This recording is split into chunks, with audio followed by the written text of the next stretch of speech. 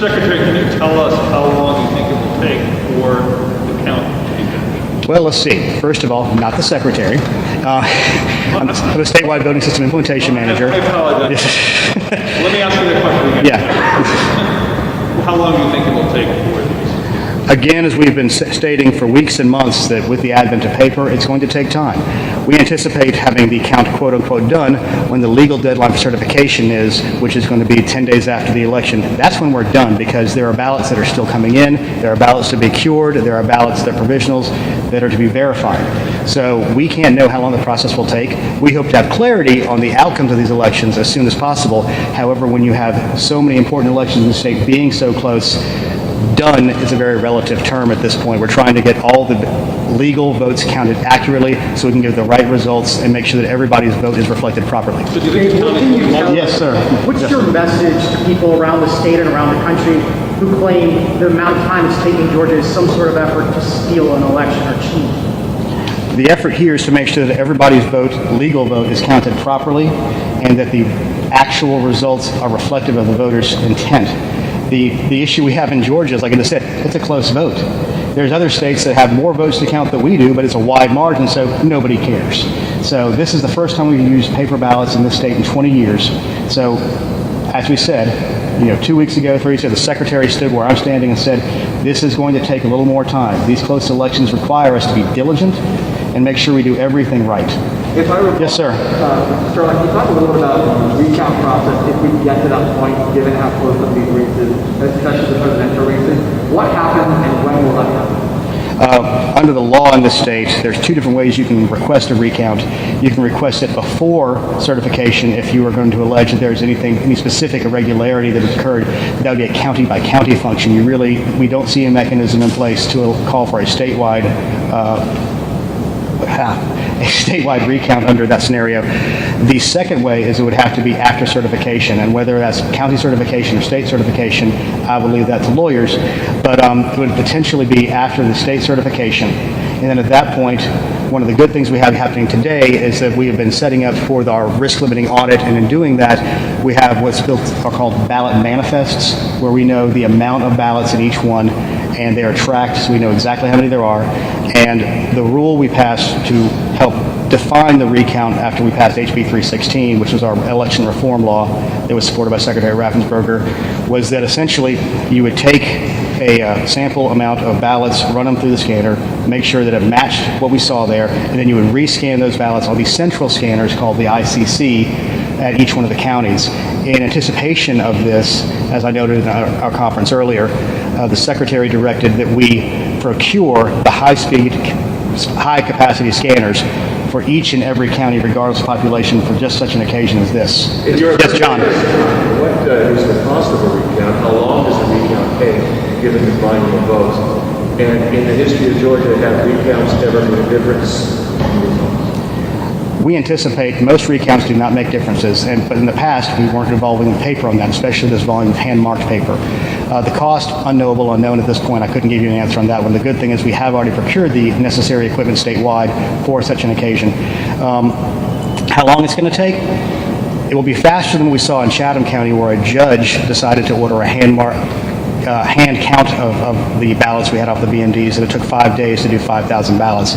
In this case, using technology, we anticipate it could take up to a week.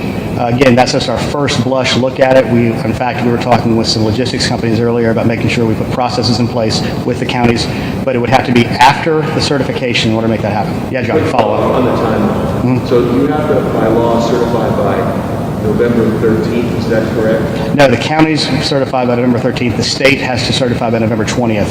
And in that process, do you anticipate sooner than later? I know you can't guess on a time frame, but what is your best guess at this weekend, by Monday, and you might have Here's the issue.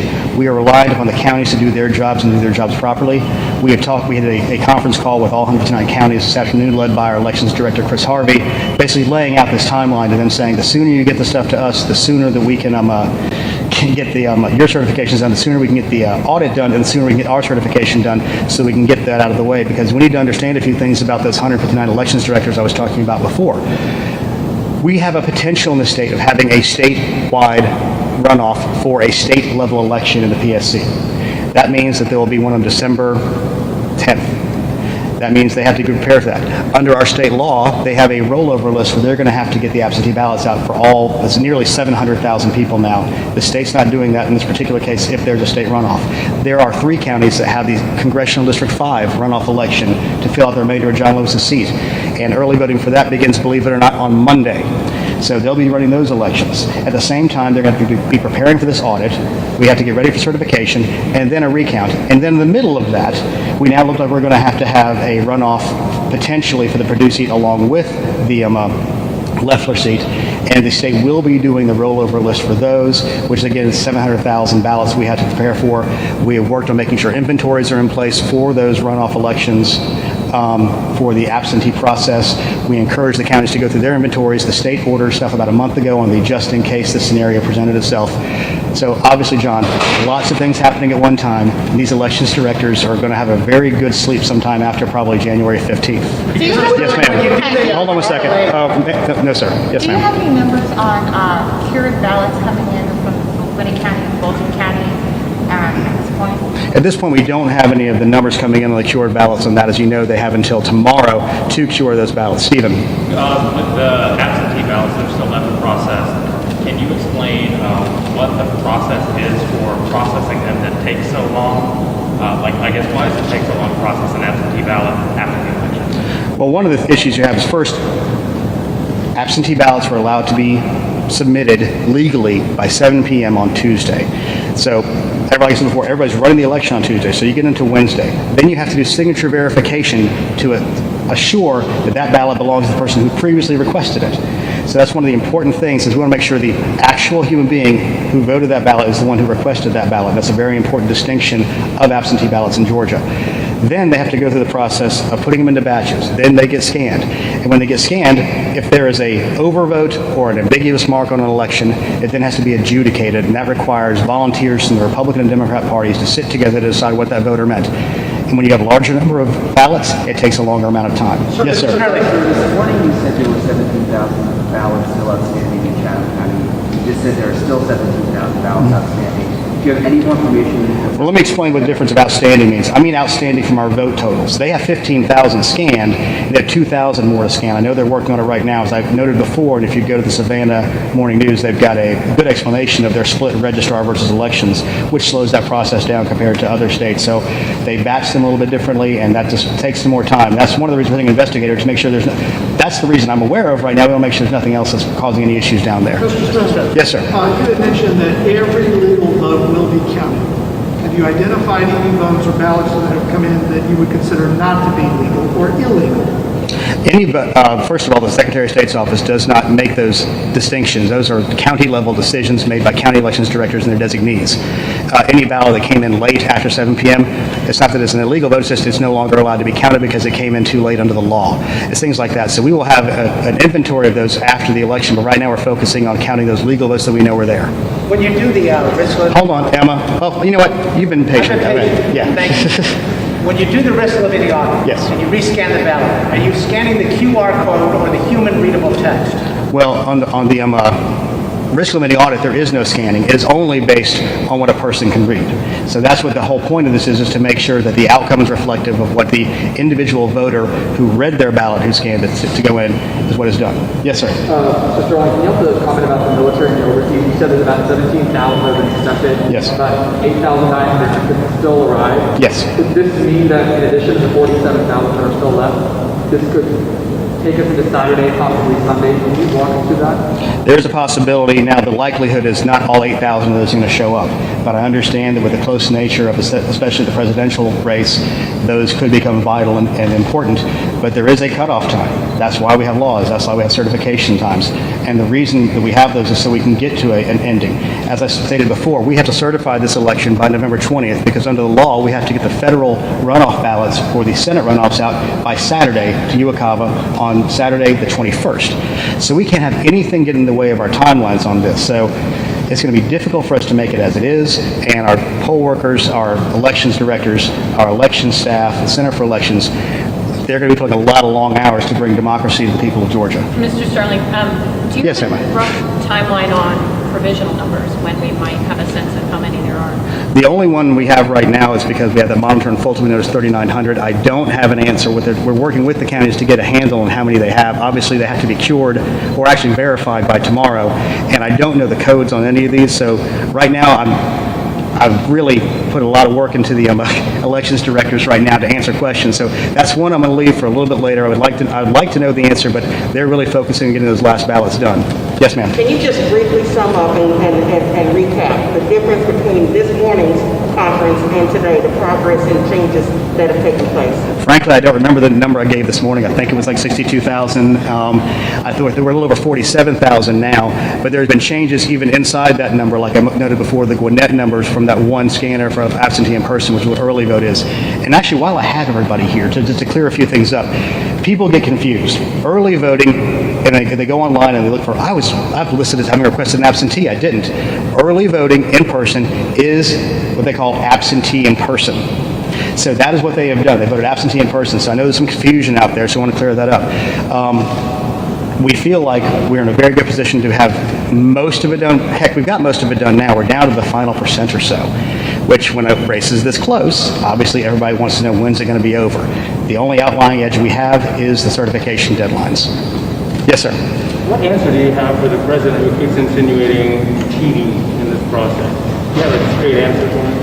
My straight answer in this state with these elections directors is they're doing the best to make sure that every legal vote is counted, and the outcome will be whatever the voters of Georgia have chosen. And yes, it's a tight race. So be patient. The outcome will be certified. We will have an audit, so we will all know that the outcome is correct. Mr. Chairman, Hold on, CNN, what was that? a quick follow-up on provisional. What time tomorrow is the deadline? Is it end of business day or is there 5 p.m.? You know, I'm not sure. I have to get back to you on that. I mean, my assumption is probably into business day. It's not going to be midnight for some of these people because we have to have people operate in their regular business hours. Yes, sir. The Secretary of State. What's that? Where is the Secretary of State? He's in meetings trying to keep up with a lot of this stuff right now. I'm the numbers guy, so I get to talk about some of this stuff. Yes, sir. Can an individual, Like the jacket, by the way. can an individual voter validate his vote? I know you can see whether or not it's been accepted or not, but can they validate it as to the accuracy of who they actually voted for? There is no paper trail to go back because under the state constitution of Georgia, it is a private vote. As an absentee ballot, we have a secrecy sleeve around that. So once it is verified as having come in, the secrecy sleeve is separated from the individual so that when they open the ballot, they don't know who that's tied back to. So there's no way for the person to verify it once it's been cast. Every single vote has to be looked at and examined by that individual voter as they send it in. And with the outcomes we've seen, this pretty much falls in line with everything we've been looking at. Do you keep that data and it's just in separate databases? Everybody's credit for voting is there, absolutely, but there's no physical way to tie a vote back to a person. That would lead to things like vote buying. It's the reason we don't allow photography of your ballot in the booth. What else we got? Yes, Can you ma'am. just go over the investigators in Chatham County? What exactly are they overlooking at this point? At this point, they're going to be looking at the process and making sure, because we anticipate with any area that goes quote-unquote late, even though this is part of the process, there will be questions raised. We want to be able to have a first-hand account of how things were processed and what was done on the ground. Sir, if I can just Yes, sir. two things with you. The 43,277 number, that doesn't include provisional. That does not include provisional ballots because those may or may not be counted. And the other thing is the 8,899 overseas ballots. Is that just military or could that be? It's uniform military overseas. It could be an expat. Yes, it could be under that same thing. Yes, John. Having said everything that you said about the numbers and the process and the integrity of the system, to what degree are you aware of great concern in the public all across this country and certainly in Georgia about the integrity of the process? Concern that maybe somehow votes are being found that are trying to rig the system and put the system at their mercy and come out with an outcome that the voters did not. Well, I think if anyone's going to try to rig a system, they might have seen something a little bit less close than this. That's one. Two, we have in this process 159 dedicated elections directors and their staff who are working to get this right. They are working diligently every single day. We know how many requests came in for absentee ballots. We know how many ballots were received. So that is an outward bound, so nobody could suddenly show up with 100,000 extra ballots somewhere. In this state in particular, we take security very seriously. The entire name of our campaign for launching this new system was Secure Your Vote. and it's really important. And I understand that in other states there are questions. I can only speak for this state, and I can speak for the people of Secretary Raffensperger's staff, the elections directors around the state. They're going to get it right. We're going to have an audit to prove they got it right. We went for risk limiting audit, which is a little more difficult to do than traditional audit. We're going to have a recount for president more than likely, and people will see those outcomes stay essentially the same.